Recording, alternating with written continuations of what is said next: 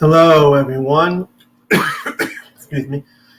Good afternoon, and welcome to the channel. Today, we're going to be talking about Dish asks the FCC for permission to test low-band spectrum for its nationwide 5G network. This is from Phone Arena by Alan Friedman. His Twitter handle is @WolfCallsPuts. Today at 1:46 p.m. Let's make sure everything's working. Yes. Here's a fun fact, boys and girls. While T-Mobile was the winner in FCC's auction of 600 megahertz low-band spectrum back in 2017, after spending $8 billion, Dish Network was a close second. Dish spent $6.2 billion in the auction, and while it owns plenty of 600 megahertz spectrum, it wants more. Low-band airwaves travel further and penetrate structures better than mid or high-band signals. Although low band does not deliver the zippy 5G download data speed you would like to see.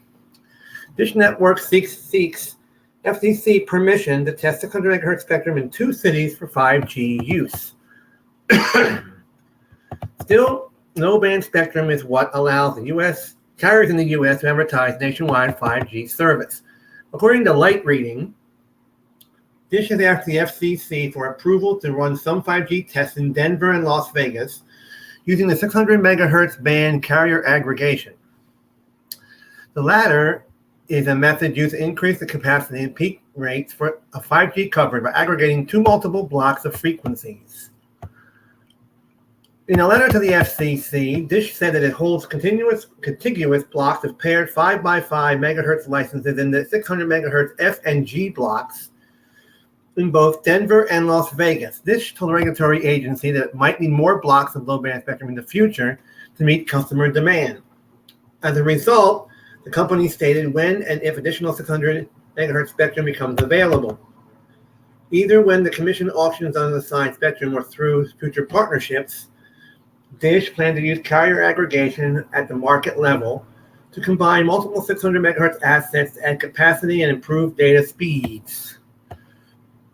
In the same letter, Dish tells FCC that it would like permission to use 600 megahertz spectrum owned by Blue Water Wireless for testing in the Denver and Las Vegas areas.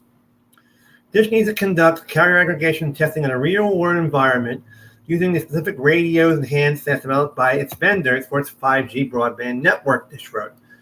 And to test 600 megahertz carrier aggregation, Dish requires non-contiguous spectrum blocks. Blue Water's A block licenses in Denver and Las Vegas meet this need. The report says that Dish plans on building a 5G nationwide network using 600 megahertz AWS-4, 700 megahertz E block, whatever all this means, AWS H block, and 800 megahertz. The company faces a deadline with some real-life consequences. To help the T-Mobile acquisition of Sprint get approved by the FCC and the Justice Department, Dish agreed to become the 4th nationwide facilities-based network competitor, replacing Sprint. Once those regulatory agencies were satisfied that Dish would eventually replace Sprint, they greenlit the T-Mobile-Sprint merger. Dish faces a deadline that requires it to cover 70% of the U.S. with 5G by June of 2023. Dish purchased the prepaid operations belonging to Sprint, including Boost Mobile, 9.3 million customers, 400 employees, and 7,500 stores. Part of the deal, the FCC required Dish to cover 70% of the U.S. with its 5G signal by June 14th of 2023.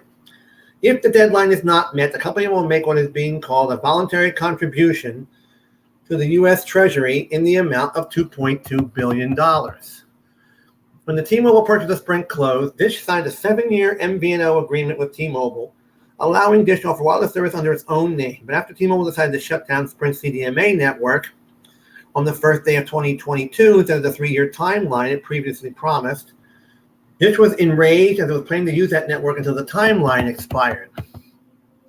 T-Mobile wants to use the network to expand its 5G services.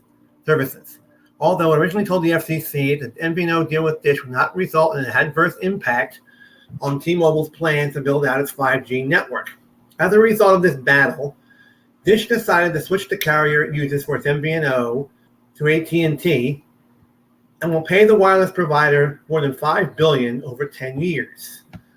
Okay, ladies and gentlemen. So how do you feel about that? hopefully Dish will get what it's asking for. All right, everybody. Thank you for being here. Thank you for coming. And we'll see you on the next one. Take care. Bye-bye.